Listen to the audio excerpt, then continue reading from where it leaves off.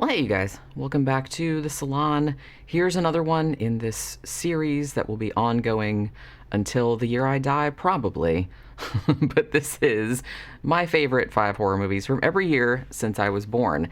And I'm only on the 5th video, I feel like. Yeah, this is 1976. Now, this year has actually proven to be my biggest challenge yet. As far as, kind of winnowing the favorites down to just 5. Just a cursory glance at all of the horror films that were released in 1976, I easily picked out 8, and then there was a whole bunch of other ones that I was like, oh, that one's kind of like on the border too. So, depending on whatever mood I was in that day, so it was really, really hard. Now, I didn't really want to make any more work for myself than I already have. Too late, you may be saying.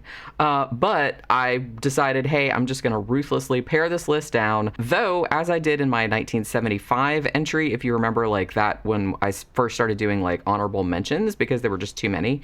I'm going to throw in a couple honorable mentions on this one as well.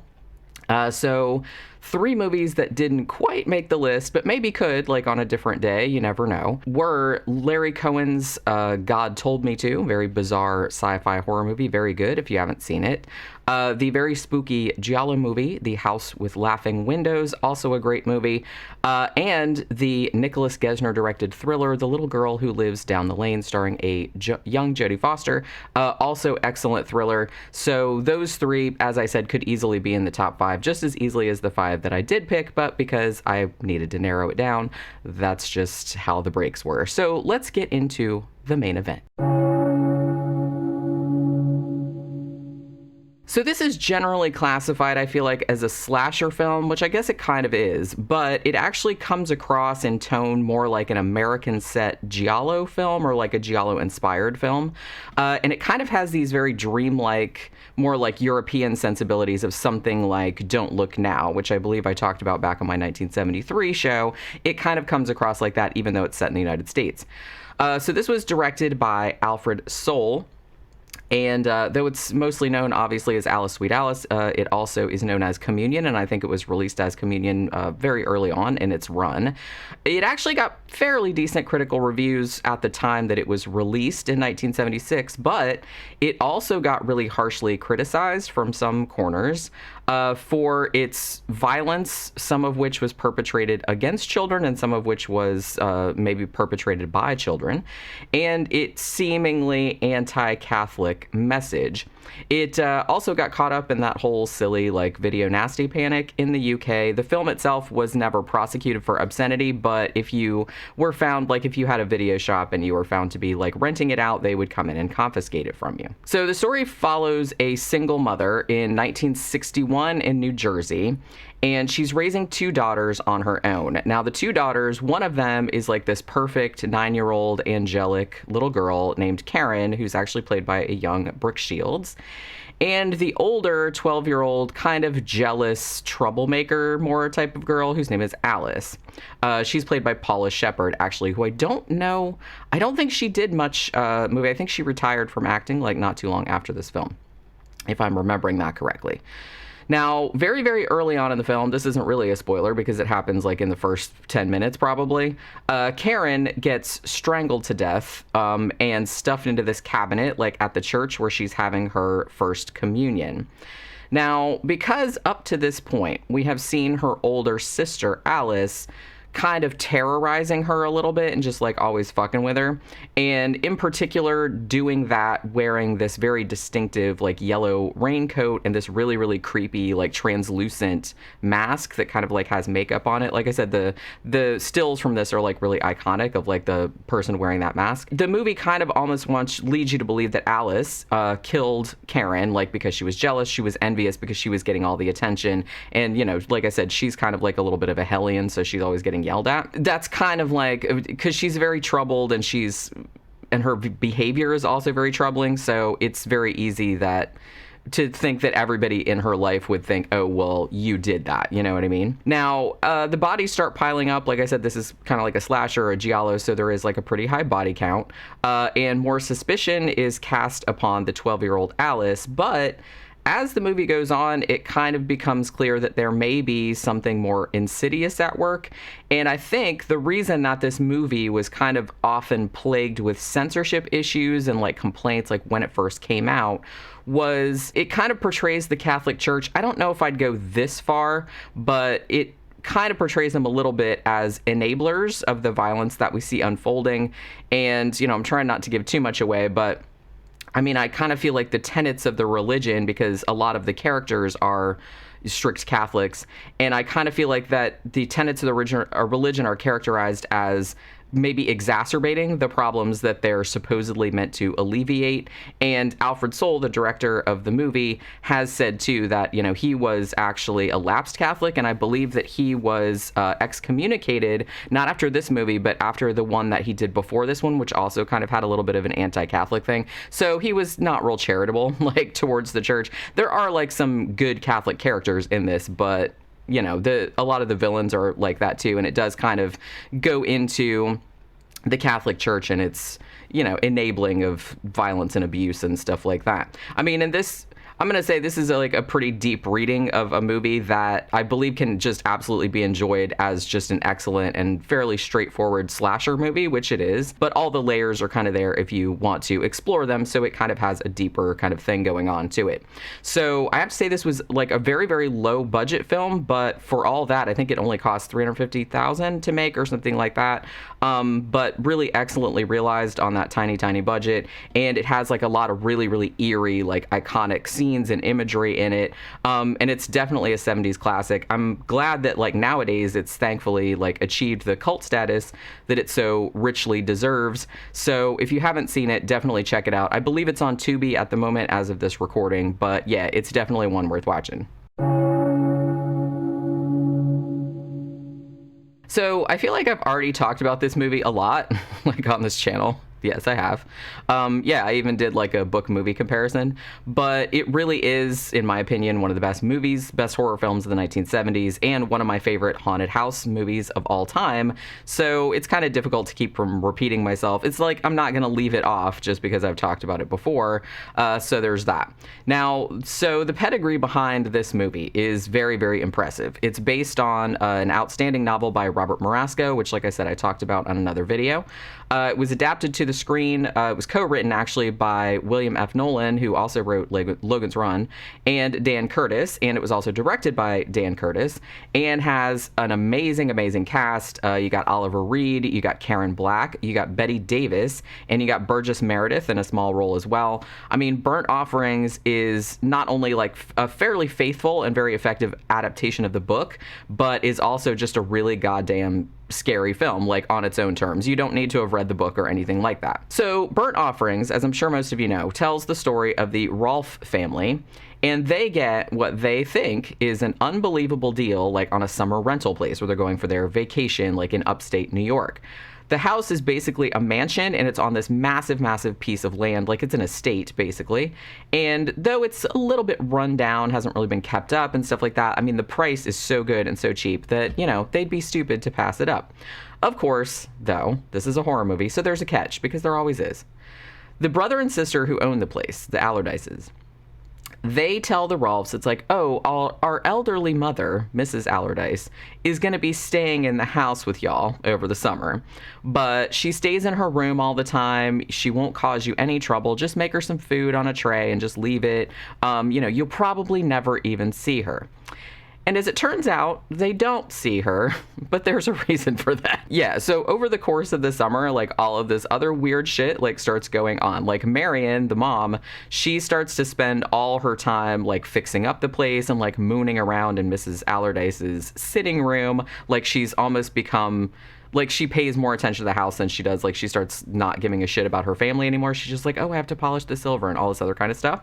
Ben, the dad, starts to develop something of a rage problem, almost drowning his son to death at one point because he kind of has something take over And spry old Aunt Elizabeth, who has come along with them on the vacation, who was actually perfectly healthy and real frisky, like when she first got there, starts having all the vitality in life just like sucked out of her, like she's dying of some wasting disease or something. So it starts to become clear over the course of the movie that the house is something like a living organism, and it kind of like feeds on the weaknesses and the life forces of the people within it in order to like restore itself. So again, I mean, Burnt Offerings, it's very, very well acted. It has some really, really unsettling scenes, many of those involving the creepy ass chauffeur who Ben dreams about sometimes, who is horrifying, which I kind of talked about in my other video, where like the first time that I saw it, like at a slumber party, we were just like freaking out. It's like super scary. But this is a movie that I absolutely never ever get tired of. I've seen it probably dozens of times at this point, and would happily watch it again anytime you ask me to. So this one, right, I mean, this seems like another no-brainer, right? It's easily one of the best Stephen King adaptations ever, and one of Brian De Palma's best movies, too. The film, I feel like, is elevated immensely by the exceptional performances of Sissy Spacek as Carrie White, and she's kind of just this downtrodden girl who discovers this hidden power and uses it to turn the tables on her tormentors, and she's just, like, perfect in that role. And also Piper Laurie, who basically just goes all in as Carrie's religious whack job of a mom, and ends up becoming one of the most terrifying villains in 70s horror. Both women, by the way, were nominated for Oscars for their roles, and rightly so, I think. I want to note, too, that I think the supporting cast is also just unanimously great and adds a lot, like, to the whole experience of the movie. I mean, Amy Irving is perfect as the kind of sympathetic girl, Sue Snell, and Nancy Allen, like, looks like she's having the time of her life playing that unrepentant mega bitch, Chris Argenson. She's fucking fantastic. And I kind of feel like, too, like, the two women characters, those two characters are, like, opposite sides of the same coin, and the dynamic that they have is kind of mirrored by kind of like, you also have the male dichotomy going on with, you got your laid back good guy, Tommy Ross, who's played by William Catt, and then you have kind of Billy Nolan, who's sort of like this dim bulb thug, who's played by John Travolta. So I think it's like a really good like mirror image thing that they have going on in there. So I feel like the movie Carrie has so penetrated the zeitgeist at this point that really like a synopsis of the plot isn't really necessary, but in case you're from Mars or something like that, in short, it follows this high school girl who's been essentially like abused and isolated by her fundamentalist mother, who didn't tell her anything about anything. It just made her feel like because she was a woman, she was like the worst of the worst, and, you know, just shit on her at every opportunity. So because she's a little bit weird and a little bit sheltered and stuff like that, she gets bullied a lot by her teenage peers at school. And after she gets her first period, very late, I might add, and because her mother obviously sheltered her, she doesn't know what's happening to her at first, so she's like really scared, as you probably would be. But after that, she starts to develop, you know, telekinetic powers, essentially, which she uses to ultimately take revenge on everybody who made her life a complete shit show. Now, it sounds like a lurid premise, and, you know, I guess it is, like, when you lay it out like that, but the movie actually plays a lot more like a drama through most of the runtime, which I think it's to its benefit, and it really just kind of like erupts into outright horror, you know, for that big, like, show-stopping, iconic finale. I think the movie, too, like, benefits a lot from Brian De Palma's beloved split-screen effects, particularly in the real big, like, epic prom bloodbath that closes the movie out. And also, I think, like, the dark humor of the movie is really effective. And I think in this case, this doesn't always happen, but I think it really accentuates the horror in this movie rather than detracting from it. And I think that's one of the things that I like the best about it. I mean, Carrie, if you haven't seen the original, is an absolute classic. Yes, they remade it. It was okay, but nothing beats this one. And honestly, like, Sissy Spacek is fucking amazing in this. And at times I like forgot she was acting because she just like fits the role so perfectly. So this is another movie that I must have seen at least 100 times, at least, and one that I never ever get tired of. even though probably at this stage, I think I have like large chunks of it memorized just because I've seen it so many times. I remember seeing it like a shit ton of times as a kid and being traumatized anew every single time I saw David Warner's head getting sliced off by that pane of glass. But despite how much that freaked me out, I kept returning to the movie like again and again. Like, and every time, it's one of those movies that back in the old days when you were just like flipping through channels like cable and stuff, and you would see that it was on. Even if it was like halfway through, you'd be like, oh, the Omen's on, and you'd just like sit there and watch it, even though you'd already seen it like a million times. It was one of those movies. It's almost kind of like comforting, I guess. So this was directed by the great Richard Donner, and has an impossibly classy cast, man. Not only David Warner, who I love, and who died, sadly, quite recently, but also Gregory Peck. You got Lee Remick, Billy Whitelaw. It's just like a great, great cast.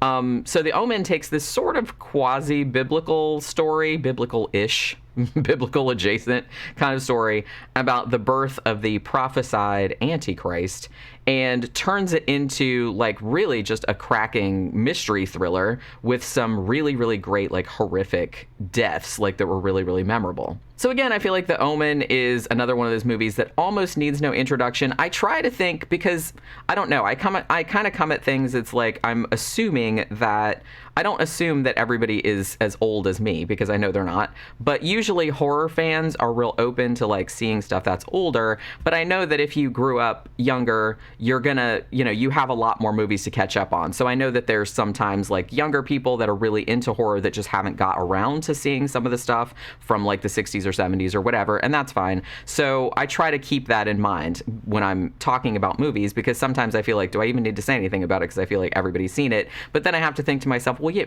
maybe not everybody's seen it, you know what I mean? Because new horror fans are being minted like all the time, and they have like so many more movies to like catch up on, because there's been 30, 40, 50 years subsequently of like stuff they have to do. So, you know, it might take them longer to get back down to the older stuff, which, like I said, is totally fine. That's what happens to every generation. Like I said, I watched all the horror movies that were coming out when I was a kid, and then I went back and like watched the old ones from like the 30s, 40s, 50s.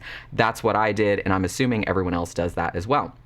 So even though I think, from my point of view, The Omen needs no introduction, because I feel like everybody's seen it, you know, maybe it actually does need kind of a little bit of explication. But I do feel like the character of Damien, who in this particular movie was like played absolutely perfectly by Harvey Spencer Stevens, who I think was only in 2 other films, and those were like really, really tiny, tiny roles. Like he went on to like do some other shit. I don't think that he went into acting at all.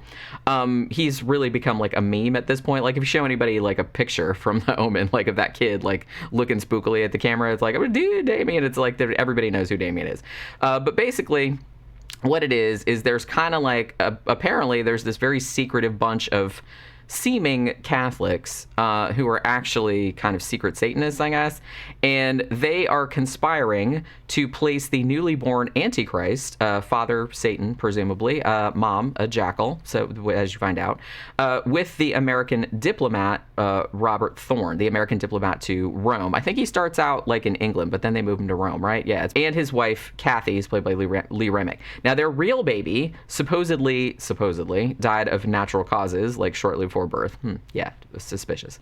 So as the kid grows up, Kathy, the mom, starts to become more and more convinced that the kid isn't hers, because, you know, she's fucking smart and perceptive, though nobody really believes her, obviously, and they're just like, guess, even though her husband like knows that the kid's not hers, because they're like, hey, your kid died, here's another one, let's switch it out, and we'll never tell her or anything. I was like, wow, dude, that's shitty. But yeah, so that's what happens. But she kind of like suspects that it's not hers, and meanwhile, like all sorts of weird shit like starts happening around this little tyke, including the very bizarre suicide of the nanny at Damien's 5th birthday party, which is actually one of the film's best scenes, in my opinion, where she's standing there with the rope and he's like, Damien, it's all for you, and then jumps off. Ooh, that scared me like so much when I was a kid. And also there was kind of like the arrival of this very intimidating like black dog, which you're assuming is a hellhound, and another nanny who just kind of shows up named Mrs. Baylock, and they seem to be like protecting the kid, you know, like keeping everybody away from her or whatever. Now, at some point as well, Damien seems to accidentally try to kill his mom by making her like tumble off a high staircase railing. So there's a reporter too named Keith Jennings, who's played by David Warner, and he thinks he knows what's up, and he tries to convince Thorn, the ambassador, that the kid is the Antichrist and must be destroyed. And he has, like, as evidence, at least at first, he has, like, these pictures that he took of people, and they have, like, these weird, like, black smudges that seem to kind of predict, like, how these people subsequently died. Thorn, of course, is, like, not having it. He just thinks that's a bunch of stupid nonsense. But there comes a point over the course of the movie where he can really, like, no longer deny what's going on, and he has to come to terms with the fact that he's going to have to essentially kill his son in order to save the world. Now, although the famous prophecy that's in this movie about the birth of the Antichrist, and all the kind of rules about how he has to be destroyed, that's not really in the Bible. The funny thing about it, though, is that this movie has so penetrated into the culture that if you asked, like, just a random motherfucker on the street, like, if you gave them, like, the little prophecy about, like, from the sea of whatever, most people would say, oh yeah, that's totally in the Bible. It's not, though. There is kind of, like, a particular kind of, like, Christian sects that have beliefs like these, but this is kind of like a conglomeration of a bunch of different stuff that's, it's kind of like cobbled together from, like, different extra biblical sources, I guess. But I will say that the great thing about it is that even though a lot of it is kind of, like, outlandish, or it's not really biblically correct or anything like that, not that that matters, but I'm just saying the whole seriousness of the movie, like, makes you totally buy into the premise, and you just kind of go along for the ride as Thorn is, like, trying to get to the bottom of, is this kid really the Antichrist, and how do I get rid of him, and how do I fix it? I mean, the movie has so many just excellent, really iconic scenes. The glass beheading, which I already mentioned, and the nanny hanging, which I already mentioned, which are fantastic and still burned into my brain this many decades later. You got the priest being impaled by the falling pole, which is also great. The whole discovery of the jackal, like, in the murdered kid, like the skeleton of the murdered kid, like in the creepy cemetery, that's great. Even the bit where Robert Thorne, like, finds the little 666 birthmark, like, underneath the son's hair, thus verifying all the crazy shit that he'd been hearing about this kid, is just really good, really eerie and well done. I think my favorite thing about the movie, though, is that it takes, like I said, this outlandish concept and plays it completely straight, and all of the actors take it completely seriously, and it's effective to such a degree that even my atheist ass was kind of, like, totally invested, like, in the mystery and all this other kind of stuff. So it was really well done. I'll mention as well that both of the sequels, Damien, Omen 2, and Omen 3, The Final Conflict, are absolutely worth watching. They're not as good as the original, but it's actually, like, a pretty decent trilogy, and you're following Damien, like, as he grows up. So I feel like I've talked about this movie a few times before as well, but it's such a favorite of mine that I would just be a stupid asshole, like, not to include it on this list. So this was directed by Roman Polanski, of course, and The Tenant is actually regarded as the third film in his otherwise kind of unconnected apartment trilogy. The other two are Repulsion from 1965 and, of course, Rosemary's Baby from 1968. Like I said, they're kind of unconnected, but they're all centered around apartment buildings, and they're all kind of thematically linked because they're all kind of focused on, like, paranoia and unraveling sanity and that kind of thing. So Roman Polanski himself stars in The Tenant, and he stars as a Polish man, which he is in real life, known only as Trolkowski. I don't think they ever say, like, what his first name is. So he's living in Paris. Now, he gets a really good deal on this flat whose previous tenant, who was an Egyptologist by the name of Simone Schul, she kind of leaped out of the window of the apartment in an apparent suicide attempt. Now, she didn't die, but is kind of, like, laid up in the hospital, covered with bandages from head to toe, and evidently won't be needing her apartment anymore. Or at least that's what the landlord figures. All of her stuff is still in there, though, which is a little bit disquieting, but they're just like, whatever, just, move in there. She's not going to need it. She's laying in the hospital looking like a mummy. So Trolkowski, like a normal person, feels kind of bad that he benefited from somebody else's horrible misfortune. So he decides he's going to visit Simone in the hospital, perhaps to, like, alleviate some of the guilt that he feels about getting her flat. Now, while he's there, he meets the beautiful friend of hers, a beautiful friend of hers who's visiting, whose name is Stella, who's played by Isabel Adjani, and her and Trolkowski kind of become, like, romantically entangled a little bit. Back at the apartment, though, things are getting a little nightmarish. The other tenants and the landlord seem to be constantly looking at Trelkovsky with something that seems like hostility, and they kind of like start blaming him for things. Like they're blaming him for making a bunch of noise even when he isn't. It's, you know what I mean? It's just like weird shit like that. They're like always looking at him like, that motherfucker, you know what I mean? And he's like, what the fuck did I do? I didn't do anything. He also very creepily finds a tooth in a hole in the wall that looks like either somebody pulled it out themselves or had somebody else like yank it out their mouth, and then they like stuck it in a hole in the wall and like stuffed cotton in there for whatever reason. So, you know, that's a little unsettling. Also seems to be the strange matter of this person in the bathroom across the way, like he can see it out his window, and there always seems to be somebody standing at the window staring at him, and sometimes it looks like it is him, like he's standing like looking back at himself. And you guys know, like I've talked about before in my scariest scenes video, how much that kind of shit freaks me out, like when you see like yourself over the so that was a scene like that like freaked me out. And also the walls of the bathroom sometimes seem to be covered with hieroglyphics that somebody carved in there. So again, that's a little disquieting. So after Trelkovsky finds out that Simone has died in the hospital, he apparently begins to like become her.